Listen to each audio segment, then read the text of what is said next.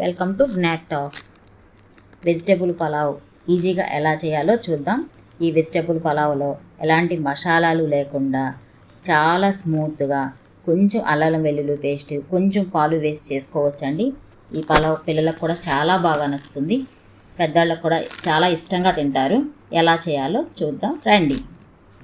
ఒక బౌల్ తీసుకొని ఒక గ్లాస్తో 4 గ్లాసులు బియ్యం తీసుకోండి. చక్కగా కడుక్కొని నానబెట్టుకోండి. ఒక మందపాటి బౌల్ తీసుకొని స్టవ్ వెలిగించేసి దాని మీద గిన్నె పెట్టుకొని మీకు కావలసినంత నెయ్యి వేసుకొని, కావాలంటే కొంచెం నూనె కూడా వేసుకోవచ్చండి. నేనైతే ఓన్లీ నెయ్యి మాత్రమే వేశాను. దానిలో బిర్యానీ ఆకులు, పువ్వు, చెక్క, లవంగాలు, షాజీరా, జాపత్రి అన్నీ వేసి బాగా వేయించుకోవాలి. అవన్నీ బాగా వేగిన తర్వాత దానిలో కొంచెం జీడిపప్పు కూడా వేసుకున్నాను నేను. మా వారేమో పక్క నుండి ఇంకా జీడిపప్పు అంటున్నారు.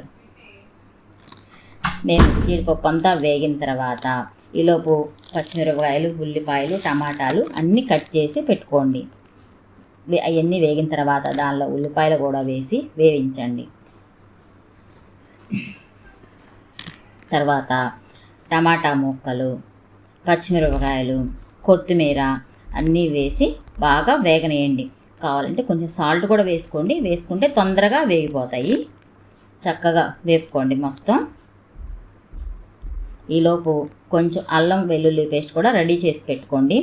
అల్లం వెల్లుల్లి పేస్ట్ ఎప్పుడైనా ఫ్రెష్గా వేసుకుంటే చాలా బాగుండిద్దండి. బిర్యానీలోకైనా ఏ కూరలోకైనా చక్కగా అప్పటికప్పుడు వేసేసి పెట్టుకుంటే చాలా టేస్ట్గా ఉండిద్ది.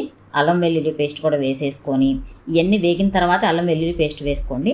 అల్లం వెల్లుల్లి పేస్ట్ పచ్చి వాసన పోయేదాకా వేయించండి. అలా కొంచెం నూనెంతా పైకి వచ్చిన దాకా వేపించుకోండి చక్కగా. ఇప్పుడు మనం ఎసరు పోసుకోవాలండి. ఈ ఎసరు పోసుకోవడానికి మీరు ఒక్కటే గుర్తుపెట్టుకోండి, ఎక్కువసేపు నానబెట్టుకుంటే కనుక 1కి 1.5 పోసుకోండి. అలా కాకుండా అప్పటికప్పుడు మనం పెట్టేసేసుకోవాలంటే 1కి 2 పోసుకోండి. పొడి పొడిలాడుతూ ఉంటుంది బాగా. ఇప్పుడు నేను 4 గ్లాసులు బియ్యం పోసాను, దానికి 8 గ్లాసులు పోసుకోవాలి నీళ్ళు.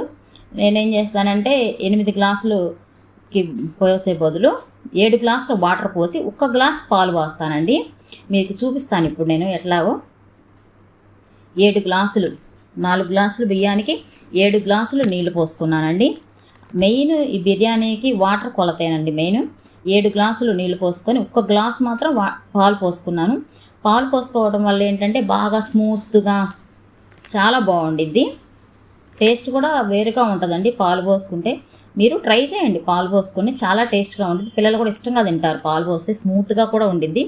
దీనిలో ఇప్పుడు కావాల్సినంత ఉప్పు వేసుకోండి. ఉప్పు వేసేసుకునేటప్పుడు ఏంటంటే మరీ ఎక్కువ వేసుకోవద్దు. ఎక్కువ వేసుకుంటే ఏంటంటే కొంచెం తగ్గినా పర్లేదు, ఏదో ఒకటి అడ్జస్ట్ చేసుకోవచ్చు. ఉప్పు ఎక్కువైతే బాగుండదు. అట్లా ఉప్పు చూసుకుంటా మూత పెట్టేసేసేయండి. మూత పెట్టేసేసి బాగా తెరలనివ్వండి. ఎసరంతా బాగా తెరిలిన తర్వాత ఇప్పుడు చూసారు కదా, మూత తీస్తే బాగా ఎసరంతా తెరిలింది. దానిలో మనం నానబెట్టుకుని బియ్యాన్ని వడవేసుకొని ఆ బియ్యం అంతా వేసేసుకోండి. బియ్యం అంతా వేసేసుకున్న తర్వాత చక్కగా అంతా కలుపుకొని అలా కొంచెం ఉడుకు పట్టగానే మూత పెట్టేసేసుకోండి. ఇంకా కొంచెం అంతా మొత్తం బాగా కలిపేసేసుకొని కొంచెం అట్లా బుడగలు వస్తున్నప్పుడు మూత పెట్టేసేయండి. ఒక 10 నిమిషాలు హైలో పెట్టేసుకోండి. ఒక 10 నిమిషాలు హైలో పెట్టుకొని తర్వాత ఓపెన్ చేసి చూసి కొంచెం వాటర్ ఉన్నప్పుడు మొత్తం బాగా కలిపేసేసుకొని కొత్తిమీర చల్లేసేయండి. అప్పుడు కొత్తిమీర చల్లితే ఏంటంటే టేస్ట్ ఇంకా బాగుండిద్ది. అప్పుడు మూత పెట్టుకొని మళ్ళీ ఇంకొక 10 నిమిషాలు కొంచెం సిమ్లో పెట్టేసేసుకోండి. 10 నిమిషాలు, ఒక పావు గంట కనుక సిమ్లో పెట్టుకుంటే ఇంకా చక్కగా ఉడికిపోయిద్దండి. చూసారుగా ఎట్లా ఉడికిందో. అసలు ఎక్కువ టైం కూడా పట్టదు, చక్కగా ఉడికిపోయిద్ది మొత్తం. అసలు అన్నం అతుక్కోవడం కానీ అట్లా ఏమీ ఉండదు. బాగా చక్కగా పొడి పొడిలాడతా చాలా బాగుండిద్ది, చాలా టేస్ట్గా ఉండిద్ది పొడి పొడిలాడతా.